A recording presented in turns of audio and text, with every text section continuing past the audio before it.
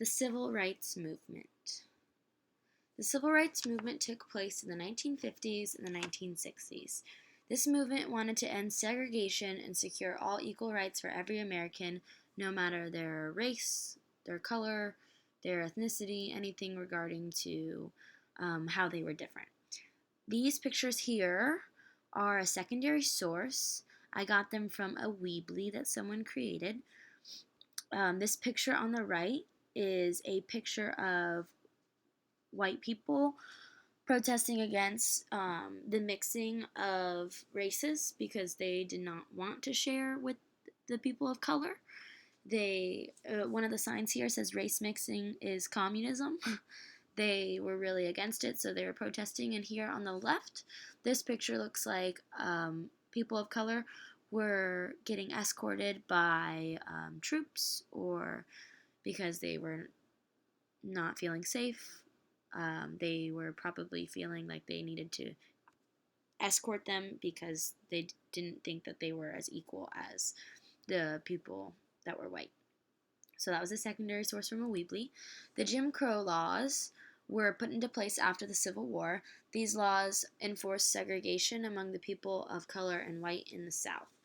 The people of different color were not allowed to use any of the same facilities or amenities or anything related to public transportation or anything like that that the white people were allowed to use. Nothing was to be shared. They wanted everything to be separate and that they just didn't believe in equal rights at the moment.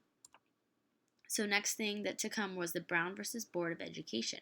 The Supreme Court ruled that the people of color and whites were to be separate but equal, meaning that they wanted to give the same things to the people of color that the whites had, but they weren't necessarily the same quality. It was the same idea and the same, maybe they had both had water fountains, but the people that had water fountains that were labeled colored weren't as good as the ones that the white people had. So they were technically not very equal. So on May 17, 1954, the Supreme Court ruled that segregated schools were unconstitutional, which meant they wanted to abolish segregation in the schools and they wanted to mix all races in the school. The next thing in the civil rights movement, which put it to a great start, was Emmett Till. Emmett Till was a young, I believe he was 14 years old. He was accused of whistling at a white woman, and for that he was beaten, shot, and lynched after he was kidnapped. Everyone saw what happened and began to realize how unfair life was. So here on the left, this is a letter from Emmett Till's mother to the president saying that she did not find any justice and she wanted justice found for the people that lynched her son.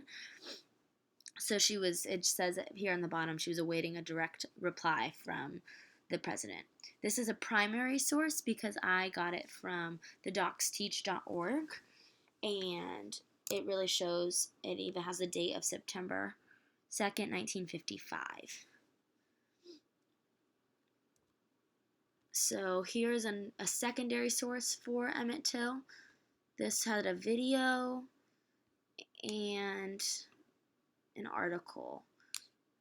So the article talks about Emmett Till's murder, and here it says he was 14 years old and that he was brutally murdered, and then it goes on to talk about his life and who he was, and then it talks about the open casket funeral because his mother wanted him to have an open casket so that way everyone would see what the people did to him, and it would really put a start to the civil rights movement because they saw how unfair life was.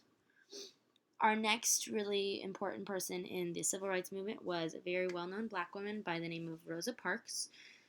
Rosa Parks plays a big role in this because she was the first person to disobey the laws that were put in place that people of color were to only sit in the 11th row and back in the bus.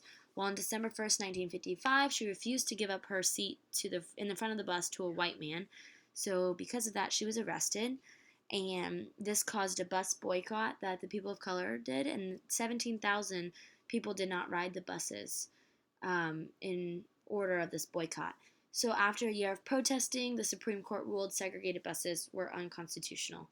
But even though they were unconstitutional, it did not really start to be, they just didn't put it into place until a few years later. This was a primary resource that I also got from DocsTeach. This is basically a map kind of to show where Rosa Parks sat. So you can tell this is where the bus driver here is at the X, and here's the door. And here it shows you where she sat. And usually the blacks were sitting back here. So she was sitting up towards the front, and that's when she got arrested. But that was also another big part in the civil rights movement.